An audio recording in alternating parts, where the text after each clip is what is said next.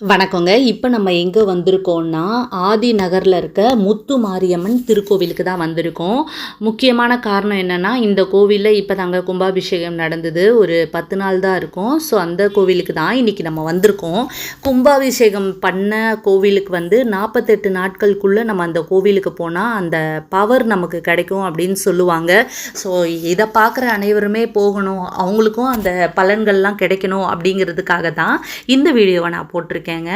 இது எங்கே இருக்குன்னா, கிழக்கு தாம்பரம் ஆதிநகர் முத்து மாரியம்மன் திருக்கோவிலில் தான் இந்த கோவில் இருக்குங்க.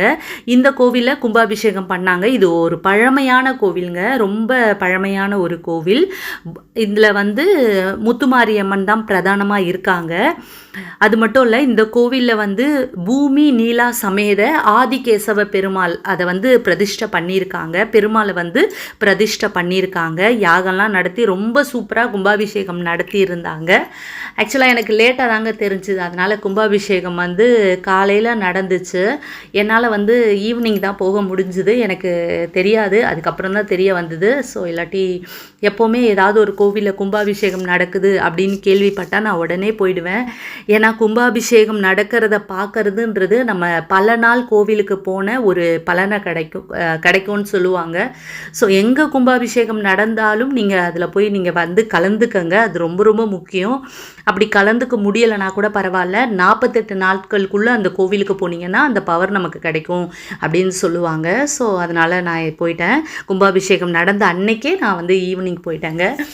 இவர் தான், இந்த பெருமாள் தான் வந்து இது பண்ணியிருந்தாங்க, பிரதிஷ்டை பண்ணியிருந்தாங்க, ஆதிகேசவ பெருமாள். அது மட்டும் இல்லை, முத்துமாரியம்மன் இருக்காங்க. அது இல்லாமல் அஷ்டலட்சுமிகள் இருக்காங்க, நாகர் சன்னதி இருக்குது. இது ரொம்ப பழமையான கோவிலுங்க. கிழக்கு தாம்பரத்தில் ரொம்ப பிரசித்தி பெற்ற கோவில்னு சொல்லலாம். இது வந்து மெயின் ரோட்லேயே இருக்குங்க. ரொம்ப அற்புதமாக இருக்கும் இந்த கோவிலுக்கு. நிச்சயமாக வந்து பாருங்கள், ரொம்ப அற்புதமாக இருக்குது கோவில். அதாவது கும்பாபிஷேகம் இந்த கோவிலுக்கு பக்கத்தில் ஸ்கூல் இருந்ததால் ஸ்கூல் பசங்க வந்தபடி இருந்தாங்க.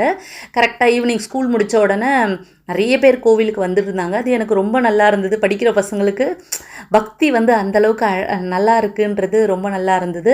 அதை விட முக்கியம், எத்தனை பசங்க வந்தாலும் சரி, அவர் வந்து ஐயர் வந்து பிரசாதம் ஒவ்வொருத்தருக்கும் தனித்தனியாக வந்தால் கூட பிரசாதம் கொடுத்துட்டு ஒவ்வொருத்தருக்கும் தீபம் காட்டி சூடம் காட்டிட்டு அவர் வந்து இது பண்ணி அவங்களுக்கெல்லாம் பிரசாதம் விபூதி குங்குமம்லாம் கொடுத்துட்டு இருந்தார். அதுவும் ரொம்ப நல்லா இருந்தது. இந்த சைடு வந்து அஷ்டலட்சுமிகளும் இருந்தாங்க. ஸோ அவங்களையும் நம்ம இப்போ சேவிச்சுக்கலாம். இது வந்து ஆதிலக்ஷ்மி, அதுக்கப்புறம் இப்போ நம்ம பார்க்குறது விஜயலக்ஷ்மி, இந்த மாதிரி 8 லக்ஷ்மிகளும் இருந்தாங்க. இது ஃபுல்லாகவே ரொம்ப நல்லா இருந்தது. தனலக்ஷ்மி இருந்தாங்க. நம்ம அஷ்டலட்சுமியும் பார்க்குற ஒரு அருள் கிடச்சிது. நீங்கள் தாம்பரம் பக்கம் தான் இருக்கீங்க, இல்லாட்டி தாம்பரம் பக்கம் வரப்போகிறேன் அப்படின்னீங்கன்னா கண்டிப்பாக இந்த கோவிலுக்கு வந்து பாருங்கள்.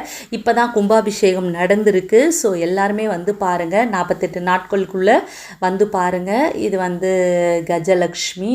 ஸோ எல்லா லக்ஷ்மிகளும் சக்தியோட எல்லா சக்தியும் பார்த்தோம். ஐயப்பன் இருக்காங்க, விநாயகர் இருந்தாங்க. இது வந்து தானியலக்ஷ்மி. ஸோ எல்லா லக்ஷ்மிகளும் அஷ்டலக்ஷ்மிகளையும் பார்த்துட்டு அப்படியே சுவாமியை சேவிச்சாச்சு. உலகத்தில் எல்லாரும் நல்லா இருக்கணும். இது வந்து ஐயப்பனுங்க.